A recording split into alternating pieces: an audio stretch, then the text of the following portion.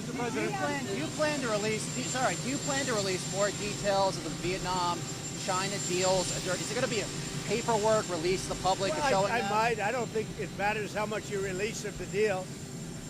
We have a Vietnam deal, and I would say that that deal is being pretty well set. It's pretty well set. Again, that's an opening of their country. They've opened it up. Just so you know, these were closed countries. They were wonderful people, wonderful leaders, very strong, smart leaders. But their countries were closed to us, but our country wasn't closed to them. And so I said, you got to open up your country. So we're going to see. But the Vietnam deal, we may open it. I mean, I don't know. I can't tell you. Is it necessary? No. Yeah, I don't think so. Mr. President, on Ukraine, why did you settle on giving Putin another 50 days? It seems like he's had a lot of time to show he wants peace. I don't think it's a long time. I think really the question should be asked, why did Biden get us into that ridiculous war? Why did Biden bring us there? That should never, ever have happened, that war. This is Biden's war. I'm just trying to end it because we're saving a lot of lives. Why do you think his opinion will change in 50 days when it hasn't over the last... A lot of opinions change very rapidly. Might not be 50 days. Might be much sooner than 50 days. Well, to that end, when do you think the first Patriot missiles, some of these weapons that our allies will buy? They're already being shipped. From what countries? They're coming in from Germany and then replaced by Germany, and in all cases, the United States gets paid back in full. Have you started? So what's happening, as you know, is the European Union, if you look, mostly European Union stuff, but let's put it in the form of NATO. It's very similar. But NATO is going to pay us back for everything. In some cases, we're going to be paid back by countries of the European Union directly. Are we starting to see those but payments? We're always getting our money back in full. So we're not going to have any more investment to make. We're getting our money back in full. And if we can make a deal, that'd be great. We're saving 5,000 or 6,000 soldiers a week. They're Russian and they're Ukrainian soldiers. They're not American soldiers. And we won't have boots on the ground. But it's a shame. 5,000, last week they say 7,100 soldiers, both Russian and Ukraine, were killed. Can I ask you about Iran? Have you seen any progress in talks with Iran? We haven't really heard about that in a while. Well, they want to talk. I'm in no rush to talk. They would like to talk. I'm in no rush to talk because we obliterated their site. They'd have to start all over. In fact, it's obliterated to the point that it's not usable anymore. They'd have to pick a different mountain. That mountain is so blown up inside and so unstable that they would have to pick a different mountain. Our people really did the job. Yes, please. On the Fed, sir, would you fire Jerome Powell over the Treasury renovation? Well, he spent $2.5 million building this place. I have to say this. I think he's terrible. I think he's a total stiff. But the one thing I didn't see him as a guy that needed a palace to live in. You talk to the guy, it's like talking to a nothing. It's like talking to a chair. No personality, no high intelligence, no nothing. But the one thing I would have never guessed is that he would be spending $2.5 billion to build a little extension onto the Fed. Is that a fireable Nobody's thing? ever seen. I think it sort of is, because if you look at his testimony to the House and the Senate, you take a look at the testimony, it's under it. That whole thing is, he's not talking about the problem. It's a big problem. $2.5 billion, and that's $2.5 billion now. That's going to be a lot more money than $2.5 billion to expand. And with all of that, to house thousands of people to give him information, and yet out of the 71 economists, and they included me and one other person got it right. I got it right, and one other genius got it right. They had everybody else was wrong. 69 were wrong, and 2 were right. I was one of them. And I don't have a lot of people. I have Howard. I have Doug. I have a few people. He has thousands of people, and he got it wrong. No, I think when you spend $2.5 billion on really a renovation, I think it's pretty disgraceful. Financier, sir. Have you spoken to President Putin since your announcement yesterday? No, I have not. Do you think when you speak to him on the phone, does he say that he wants peace? Yeah, he does. What does he say to you? He says he wants peace. He does. So far, it's all talk and no action. Do you believe him? But you know, if you think about it, India, Pakistan, we did so many. the Congo, and I mean, look at the deals we've made. We made all these peace deals. Look at Rwanda. It was an impossible deal to make with the Congo. I made that.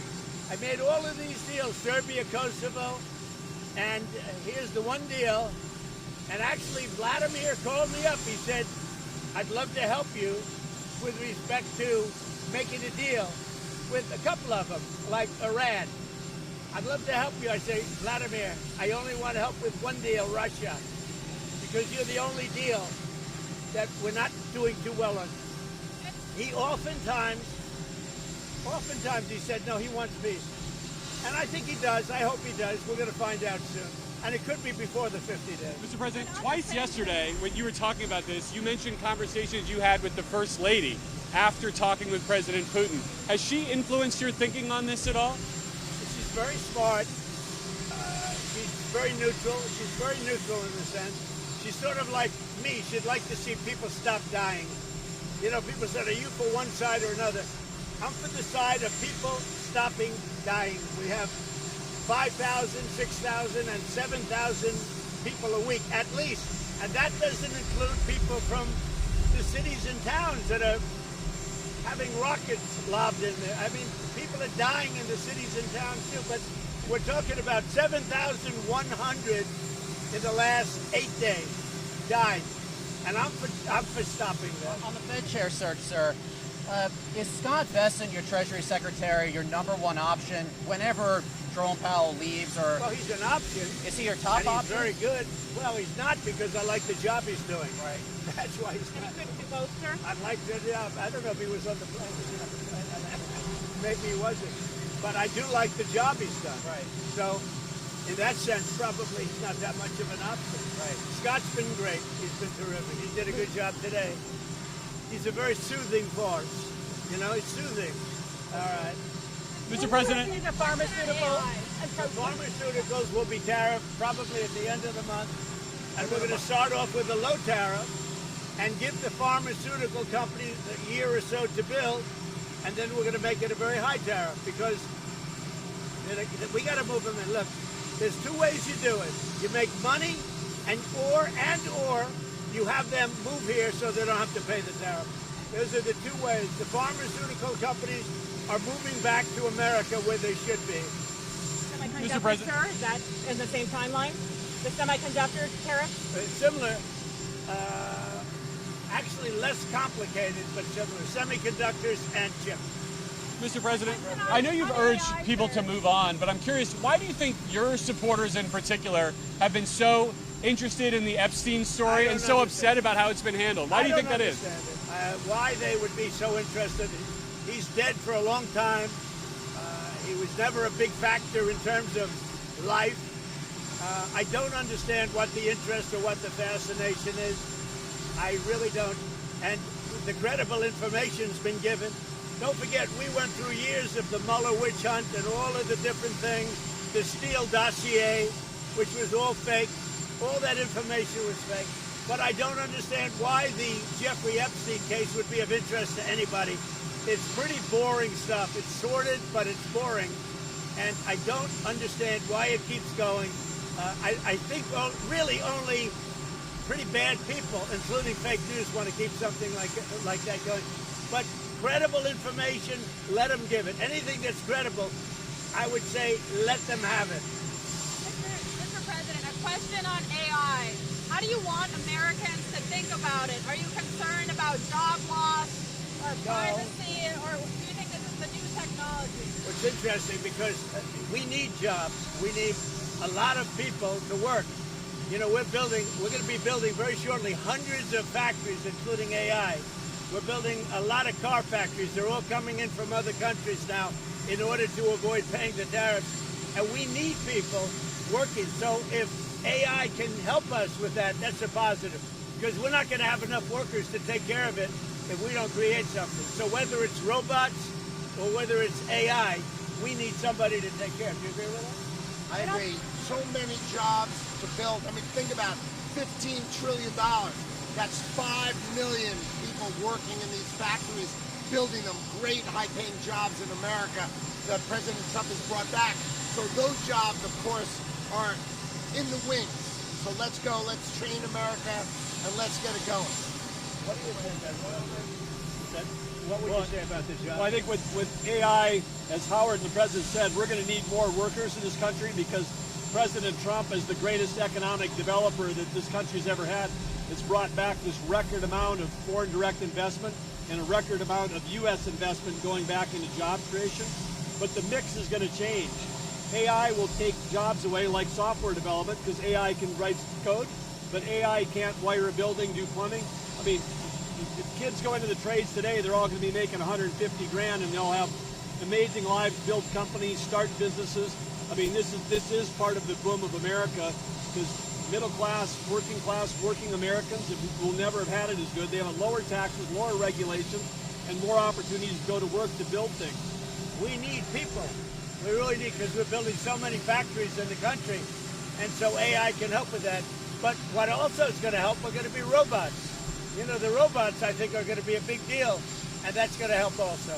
On the Russian sanctions, sir, on the secondary tariffs, are you concerned that secondary tariffs on buyers of Russian oil will hurt American consumers, higher gas prices? I don't think so. I think that whole thing is going to go away eventually.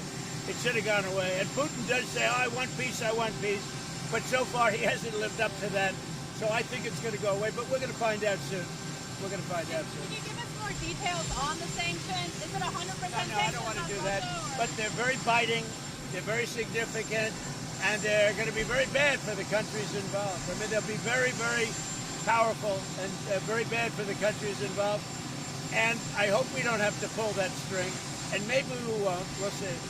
Got to end. Got to stop the killing. Mr. President, were you frustrated today that the House wasn't able to move on that crypto legislation? No, you know, the interesting thing is the 12 votes were votes where they wanted it to be stronger in terms of crypto people. I figured, oh, wow, that's sort of interesting, because I was focused really on today's meeting, not that.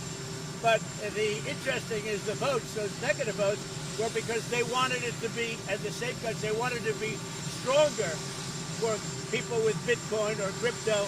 They wanted more strength, which is interesting. What do you want to refine in the UK trade deal? We have a little to discuss, but the deal is really very well done. But I'll meet with the Prime Minister. We have a good relationship, and I think it's going to be, and it'll be very shortly, and it'll be probably in Aberdeen, Scotland. Mr. President, at the event, Which state besides Texas would you like Republicans to gerrymander? Say it again. Which state besides Texas would you like Republicans to redraw the congressional Well, there's line? about 4 of them. I'll let you figure that one out, but we have about 4 of them. In 3 cases, it's 1, and in 1 case, it's 2 or 3. And Texas would be 5. Are you concerned California will turn around and do the same thing Well, with we'll Republicans? fight them. You know, they're so corrupt in California, you never know what's going to happen. But we've done pretty well in the courts in California, as you see. We're batting about 1,000, ultimately. We start off a little slow, and then we get a lot of hits. Mr. President, you said today at the event in Pittsburgh that if it wasn't for Mr. Lutnick, Mr. Besson, who want to do more deals, that you would basically just go with the letters. You've said that a few different times. I just want to clarify. Do you just want to go with the tariffs and No, move I think on? they would like to make deals more than me. I'm satisfied with, but they would like to make deals more than me. I'm not saying they're wrong. I'm just saying, in my opinion, he and Scott and maybe even Doug to a certain extent, you're more like me, I think. But they would like to make deals more than me. I'm very happy with the deals the way they are. Those are very, right? Those are very simple deals. It's whatever the percentage is. And we base that on a lot of things, including the deficit and, you know, various things. And, you know, I think it's a much faster way. Don't forget, we'll be releasing a letter soon talking about many countries that are much smaller, where you're not going to do letters per se. You might do an individual letter, but it's going to go very quickly. And the number will also be less. Which countries are those? These are countries that are, many of them, you know, like 200 countries. You understand? Caribbean countries, African countries. You have a huge amount of countries that are small, and the president's just going to deal with them sort of the way he thinks is the right way to deal with them. We'll probably set 1 tariff for all of them. Over 10%? Over 10% tariff? Probably a little over 10%, yeah. 15, 20? We don't do a lot of business, but we do, you know, it's still significant. What about Israel, Mr. President? Is that related to your other, like, the Gaza negotiations? Is that tied up in other issues? No, I think Israel's going to be fine. We had a great victory with Israel. That was a great victory. What we did with the B-2 bombers and all of that. And you know, I never thought of it, but so many people are thanking me. They say no president had the guts to do it because, you know, this has been going on for 25 years. In fact, when the pilots came to the Oval Office, they said, "Sir, we and our predecessors have been working on this attack for 25 years. Have a good time, everybody. Thank you, sir. Thank you, President. Thank you.